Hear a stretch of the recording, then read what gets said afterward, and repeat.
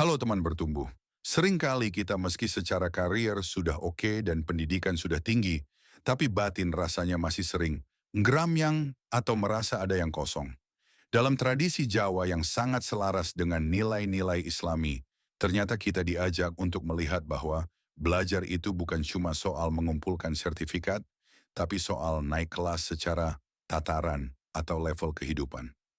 Ajaran leluhur mengingatkan kita tentang konsep ilmu Jawa, yang kalau kita bedah secara psikologi modern sangat relevan untuk kesehatan mental kita hari ini. Kita mulai dari level paling dasar, yaitu kanoman. Ini bukan cuma soal usia muda, tapi soal semangat belajar budi pekerti dan pengetahuan umum. Kalau di era digital ini, kanoman itu ibarat kita belajar literasi digital dan adab berkomunikasi di media sosial. Lalu naik ke Kanoragan dan Kadunyan. Kalau dulu Kanoragan itu soal kesaktian fisik, sekarang kita bisa maknai sebagai resilience atau ketangguhan mental.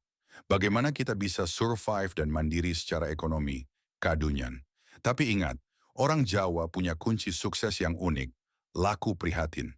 Secara ilmiah, ini mirip dengan konsep delayed gratification. Kemampuan menahan keinginan sesaat demi tujuan jangka panjang yang lebih besar. Dalam Islam, inilah esensi dari puasa dan manajemen nafsu. Namun jangan sampai kita terjebak di level dunia saja. Kita perlu naik ke level kaspuhan. Sepuh itu bukan soal uban, tapi soal mengendapnya ego. Di titik ini, kita mulai mencari guru sejati. Menariknya, guru sejati itu bukan orang lain, melainkan percikan cahaya Tuhan, Sir, yang ada dalam batin kita sendiri. Secara psikologis, ini adalah tahap mencapai self-actualization atau bahkan self-transcendence menurut Abraham Maslow.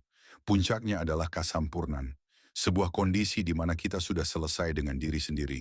Fokus kita bukan lagi apa yang saya dapatkan, tapi apa kehendak Tuhan melalui saya. Inilah yang disebut manunggaling kawulo Gusti dalam konteks syariat yang lurus, yaitu keselarasan antara kehendak hamba dengan ridha Sang Pencipta. Jadi, buat kamu yang sedang berjuang, jangan cuma mengejar angka di rekening. Mari kita mulai topo hawa nafsu. Latihan mengendalikan ambisi agar tidak berubah jadi polusi batin.